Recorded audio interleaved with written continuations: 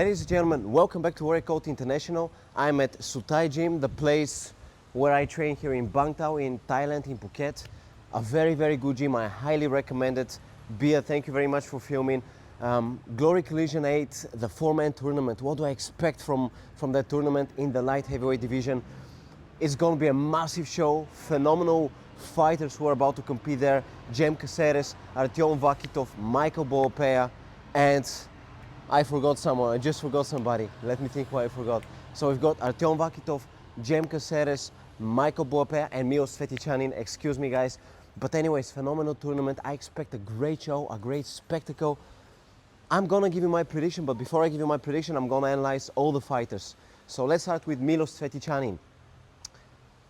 Extremely explosive, extremely technical, phenomenal right overhand. In his fight against Jimmy Livinius, his debut at Glory, the way he plays that right overhand, the way he was placing that right uppercut, phenomenal power, phenomenal precision when it comes to boxing, but also his kick abilities. So the way he was placing the calf kicks, for example, against Nabil Khashab, the way he was placing the calf kicks against Nechita, the way he was placing the calf kicks against Rade Opocic, just phenomenal calf kicks.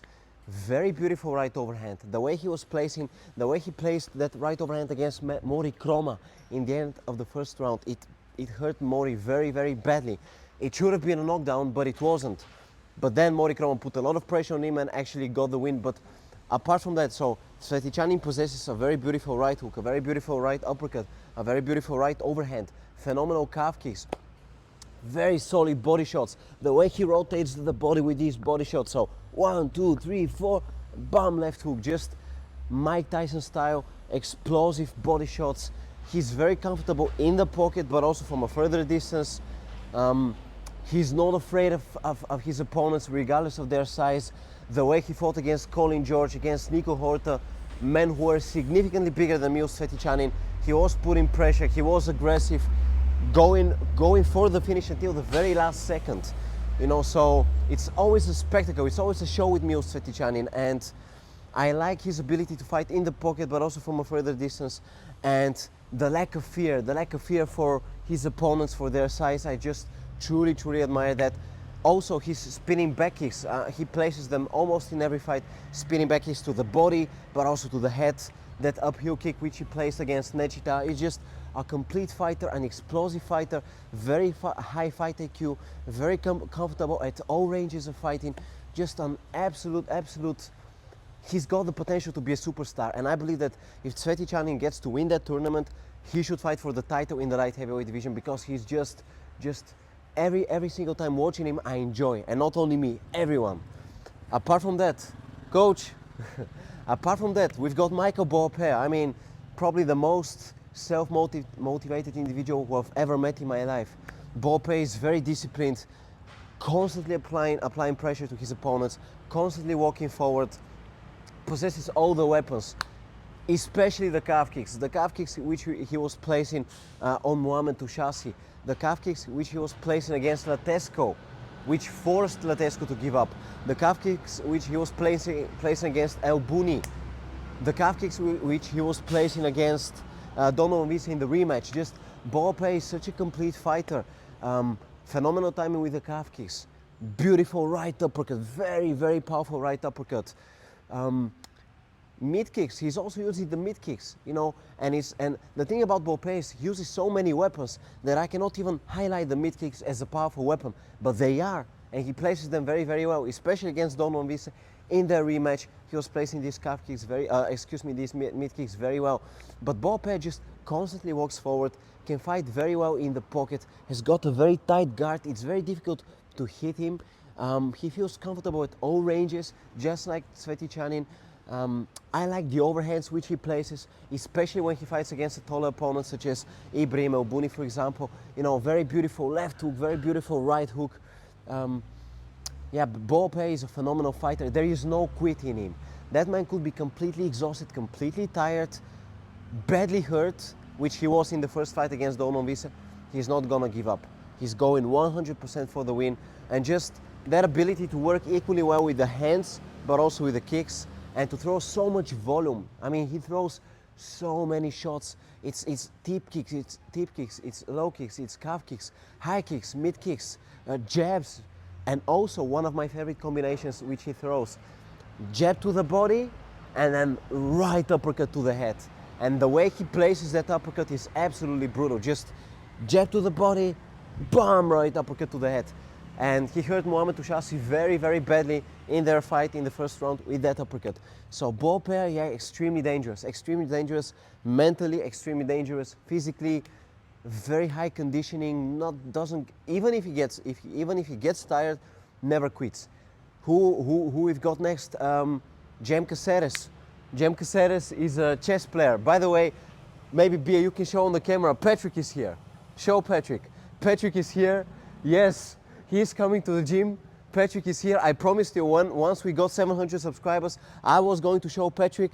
I kind of showed him from a distance. But anyways, Cem Cáceres, a chess player, very technical, compact, the typical Dutch style of fighting, high guard, phenomenal body shots. The way he went under that right hook from Latescu and plays that uppercut to the body, which knocked out Latescu.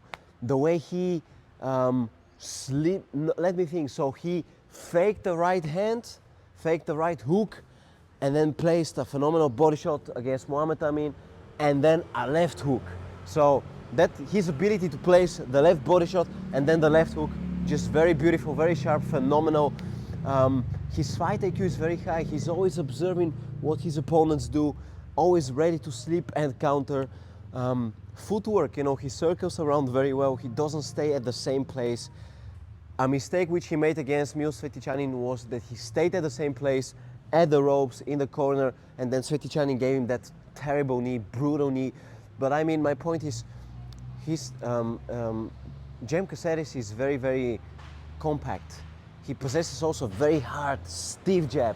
Mike Passani style, Mike's gym style, very stiff jab. Very beautiful uppercut to the body, left hook. Also the calf kicks, he's also working very well with the right calf kick. In addition to that, the high kick, the right high kick, he places it also very well. And the moment he senses that you are hurt, he goes aggressively forward for the finish. Even against Pascal Ture, I remember he was winning the fight and comfortably.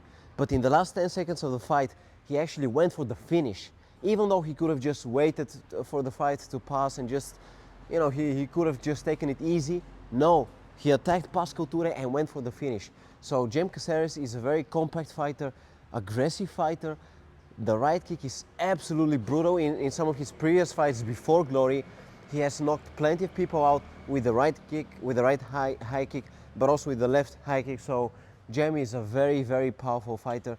Obviously, his nose got badly broken in the fight against Miloš Cvjetićanin, a severe injury. And you know, I'm curious how he comes back from that, because it was a very brutal nose break, and I think he could not really breathe. I got the feeling that he couldn't breathe at that moment in the ring, so a very tough injury. But that's not the first time which he gets injured. I mean, before he fought against Mori Kroma, his thumb was badly injured. Actually, I believe he had broken his thumb against Pascal Ture.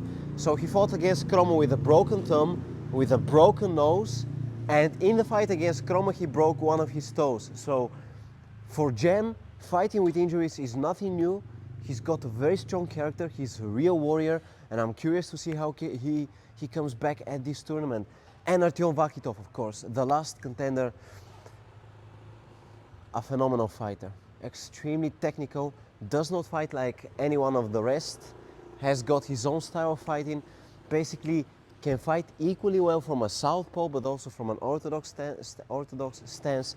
He's an orthodox fighter, but I mean, his ability to land solid jabs from a southpaw stance, his ability to land kicks from any stance, very powerful mid kicks, very powerful left mid kick, very powerful right mid kick, low kicks, and his ability to combine. So for example, jab, low kick, or maybe right straight, left mid kick, just beautiful combinations, heavy shots, fights equally well from a further distance, but also in the pocket, is not afraid of getting hit, has got very good vision, a very good ability to slip shots on the inside. For example, against Tavares, when they fought many years ago, the way he slipped that right hand and landed that body shot which knocked Tavares out, or his ability to land a combination, for example, also against Tavares, I believe, jab, right hand to the body, and then he landed that spinning back fist. So his ability just to surprise you with anything, it could be a liver shot, it could be a spinning back fist, it could be a high kick. He's got phenomenal timing with the high kicks, very solid hooks. And the thing is, with Vakhitov, so for example, he can land the high kick and then he can land the hooks, or he can land first the hooks and then the high kick. So you never know what order his punches and kicks will follow. He could either start with the kicks and then go with the punches, but he can also start with the punches and then go with the kicks. So very unpredictable, very complete, unorthodox, does not fight like any Dutch fighter, has got his own style of fighting. The fight against Rico Verhoeven is not something which we should really consider, because Rico was significantly bigger, the size difference was huge.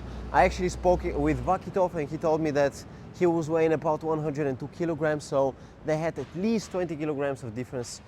And just the height, the size difference, it was just huge. But Vakhitov is very unpredictable, manages to cover distance very well. In the pocket against Alex Pereira in the rematch, I remember his ability to land that left hook in the pocket, the left hook, the right hook. So a very technical, complete fighter who possesses all the weapons, can surprise you, punches very hard. And yeah, very, very curious to see what he will show in the tournament. And what is my prediction? Well, it truly depends on how they will get matched up, you know.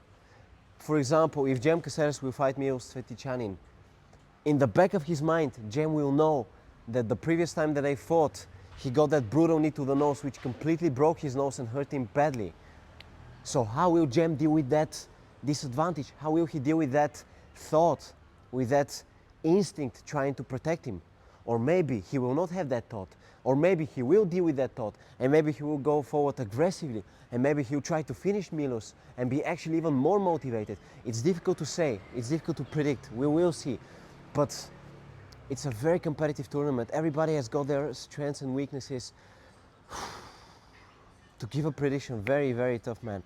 I think Vakhitov could surprise everyone because he's just very different from everyone. He just does not fight in the Dutch way of fighting, in the Dutch style. But I don't know, I'm not gonna give you a prediction. I promise a prediction, but I cannot give you a prediction because Boapeah is a high volume fighter who never gets tired, always goes forward, mentally extremely strong, willing to die for the victory.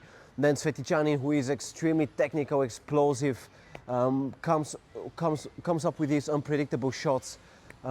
Also very good conditioning, also just extremely dangerous in the pocket, but also from a further distance.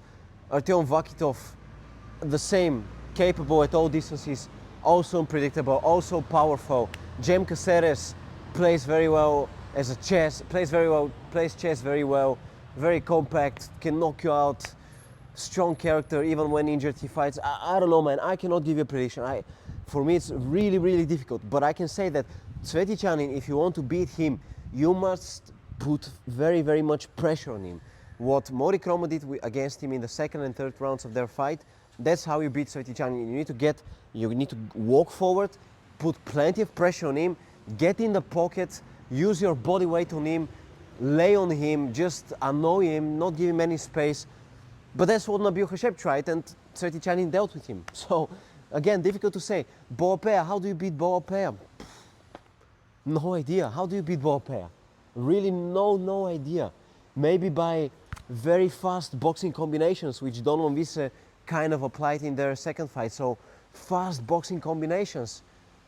But again, this is not even, I don't even have evidence or proof that that's the thing which beats Boapeah.